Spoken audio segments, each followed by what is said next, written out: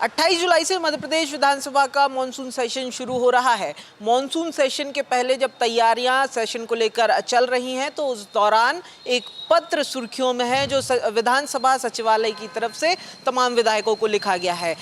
विधानसभा सचिवालय ने विधायकों से कहा है कि विधानसभा परिसर के अंदर विरोध प्रदर्शन और नारेबाजी नहीं होगी, यानी प्रतिबंधित होगी। मैं पहले आपको कुछ तस्वीरें दिखाता हूँ। आप सामने की तस्वीरों में देख पा रहे होंगे वो जगह जहाँ पर अमूमन विपक्ष के जो विधायक हैं वो विरोध प्रदर्शन करते हैं। कई तो इतने अतरंगी होते हैं कि अलग अलग वेशभूषाओं में भी पहुंच जाते हैं।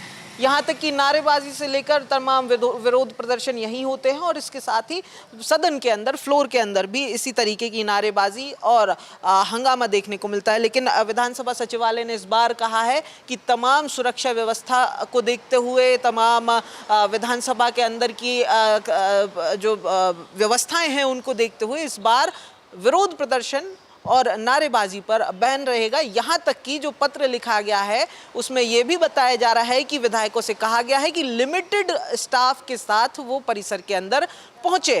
हालांकि अब इसको लेकर भी राजनीति तेज हो रही है। विपक्ष का आरोप है, यानी कांग्रेस विधायक दल का ये आरोप है कि सरकार के इशारे पर विधानसभा की तरफ से विपक्ष की आवाज को दबाने की ये एक और कोशिश है। विपक्ष का कहना है कि पहले तो सदन में नहीं बोलने दिया जाता और अब नारेबाजी पर भी बैन लगा दिया है। विधानसभा के सचिवालय से एक आदेश जारी हुआ है और ये तुगलकी आदेश जो है अब कोई भी विधायक को नारेबाजी करने से या प्रदर्शन करने पर रोक लगाता है। मुझे लगता है कि ये हमारा लोकतांत्रिक अधिकार है। यदि हम लोग महात्मा गांधी बापू के नारे लगाते हैं, यदि हम लोग बाबा साहब भीमराव अंबेडकर जी के नारे लगाते हैं, यदि हम लोग सरकार को कुंभकर्णी नींद से जगाने के लिए हमारे महान पुरुषों के नारे लगाते हैं, तो मुझे नहीं समझ आता कि भारतीय जनता पार्टी के नेताओं को या सरकार को क्या संकट है बाबा साहब के और बापू के नारों को सुनने से। अब तो बाबा साहब अम्बेडकर का संविधान लेकर पूरी कांग्रेस सड़कों पे घूम रही है, तो हाँ, अगर आप वहां नारेबाजी करोगे तो संविधान कौन पढ़ेगा?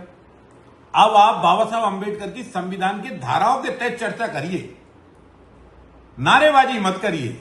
आप मध्य प्रदेश की विधानसभा के अंदर आओ, बिंदुवार सब्जेक्ट टू सब्जेक्ट पर चर्चा करो। आपके कई सम्माननीय सदस्य हैं जो 5-5, 6-6 वर्ग के एमएलए हैं, उनसे नहीं तुम्हें समझ में आ रहा तो उनसे पूछो।